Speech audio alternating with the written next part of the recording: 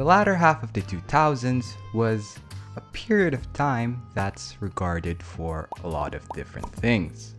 The booming popularity of the Nintendo Wii, the financial crisis of 07-08, the arguable peak of the scene subculture, and it's also the period of time where YouTube was small. Back then, YouTube was a free-for-all site where people get together and share their niche hobbies for everyone to see. From bionicle stop-motion animations, to anime music videos, and to 4th gen Pokemon Wi-Fi battles. As a whole though, the site was predominantly filled with home amateur videos. For those of you who've experienced it firsthand, let me give you a quick reminder of what it was like back then. The Italian man who went to... It's peanut butter jelly time! Peanut butter jelly time!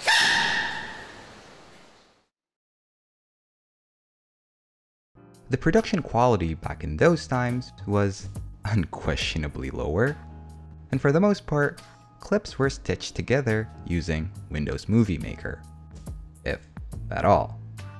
Copyright laws were still figuring itself out in the context of the internet, which was why you ended up listening to "Let the Bodies Hit the Floor" every 5 videos or so.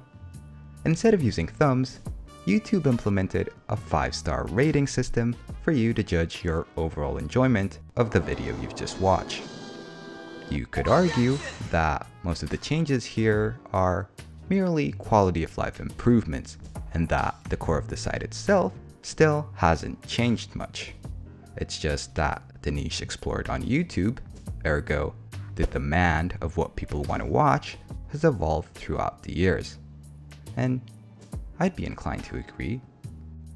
But regardless, I'd like to take this chance to reminisce and discuss a particular niche that once existed within that bygone era of YouTube.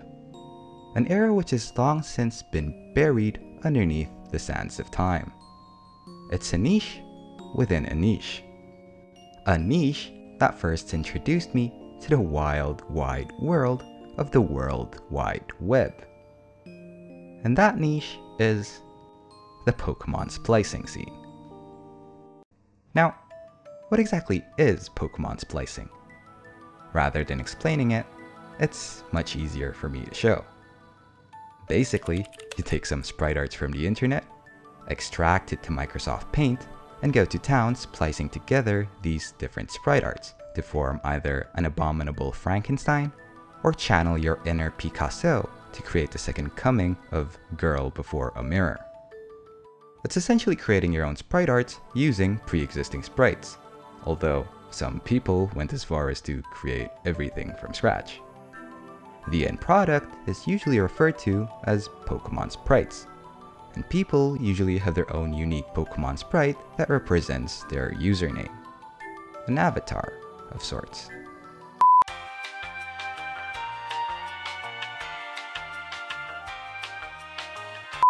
Now, it's important to point out that, at the time, nerd culture wasn't as widely accepted, and Pokemon itself was considered a niche hobby. I mean, sure, Pokemon had some stint in the mainstream during its initial release, or even more recently with the ubiquitous Pokemon Go, but during this time period, the franchise was undergoing a transitional phase in terms of its audience. The OG fans of the series have mostly grown out of the Pokemon craze, so the company was forced to lure new fans in. For some people, they might regard this period as the quote-unquote fall of Pokemon's popularity, but if you look at the video game sales number, it doesn't necessarily support that claim. It doesn't disprove it either, since you also have to take into account factors such as the trading card games and anime's popularity.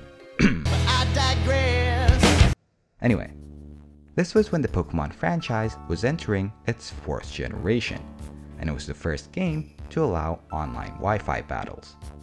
So, within the YouTube community, Pokemon already had several different types of content, from regular Let's Plays, to Wi-Fi battles, and of course, the Pokemon splicing scene. Now you're probably wondering, what kind of contents can one make in regards to Pokemon splicing? Or, put another way, what kind of community was it, and what kind of activities were there? The most basic form of content here is just a slideshow showcasing your portfolio of the sprites you've spliced together. At first glance, this doesn't sound all that compelling now, does it?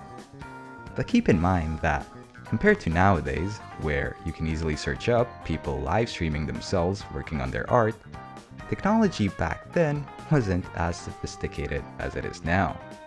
I mean, God forbid you do anything that requires screen capture. If that's the case, then you're probably stuck with an unregistered hypercam watermark on the top left part of your video.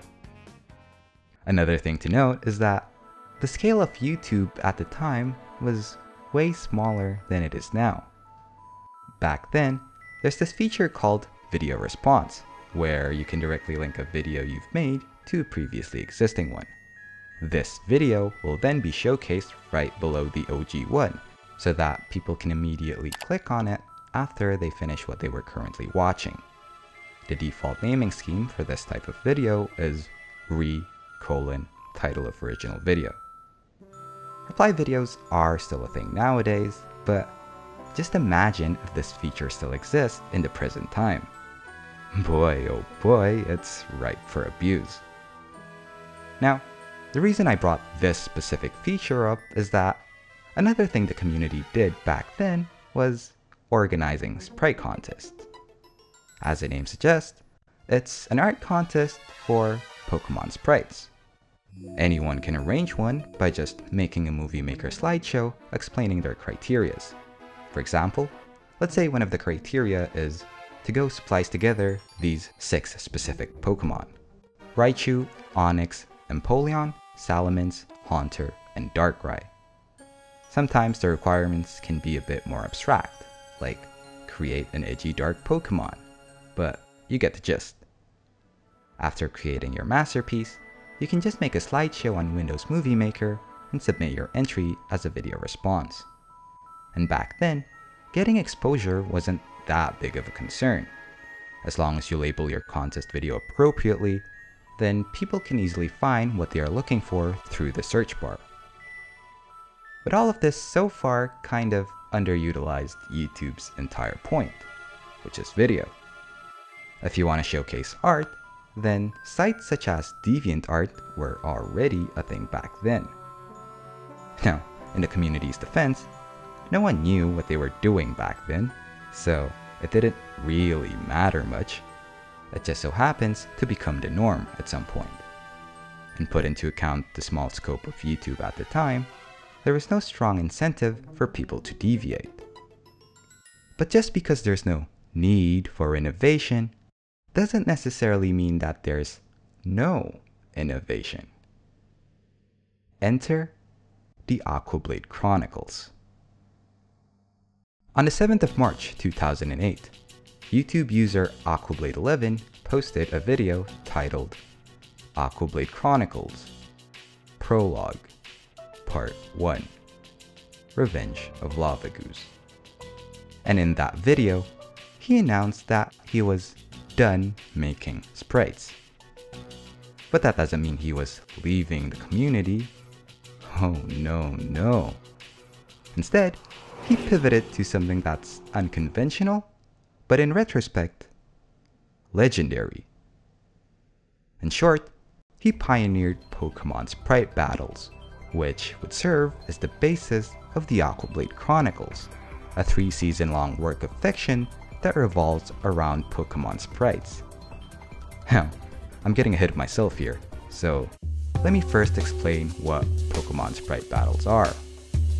Essentially, Aquablade11 animated an entire Pokemon battle sequence, but rather than actual Pokemon, he used the Pokemon sprites he created instead.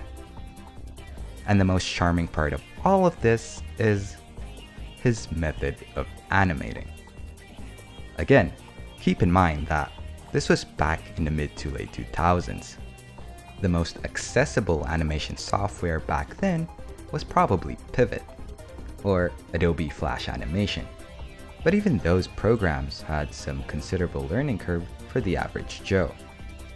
So what Aquablade 11 did instead was to screen record an animated PowerPoint presentation.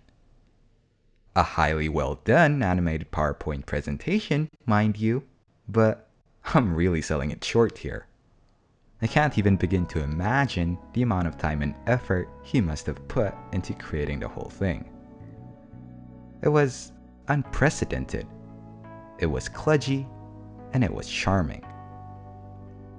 Now, I'm not gonna flat out lie and pretend that nostalgia doesn't play a big part in how I regard the series, and honestly, I haven't even gotten around rewatching it, so I can't really comment much on the actual narrative. But nevertheless, the impact the Aquablade Chronicles left towards the community back then was nothing short of legendary. And part of the reason for that is his unique use of fan service. The Pokemon splicing scene was a niche within a niche. The community was small and personal.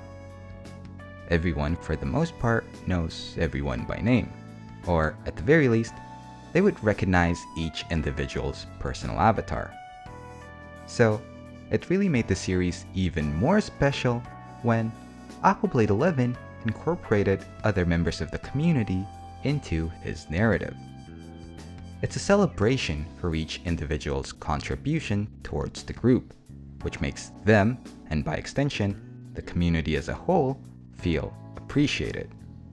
And since the viewers of the series are mostly people from within the community, it creates a strong form of connection between Aquablade and the Pokemon splicing scene itself. For the record, I was never part of the Aquablade Chronicles, but just the knowledge that it was something that was tangible still made me feel a part of it. Spiritually, at least. And excuse my boomer cynicism for a second here, but I just don't see it ever being replicated with the scale of YouTube nowadays. But that's alright, because life goes on. And with that, folks, thank y'all for watching, and see you next time. Oh, and plot twist? At the time of recording this video, I'm 23. So, do the math and let that sink in for a bit.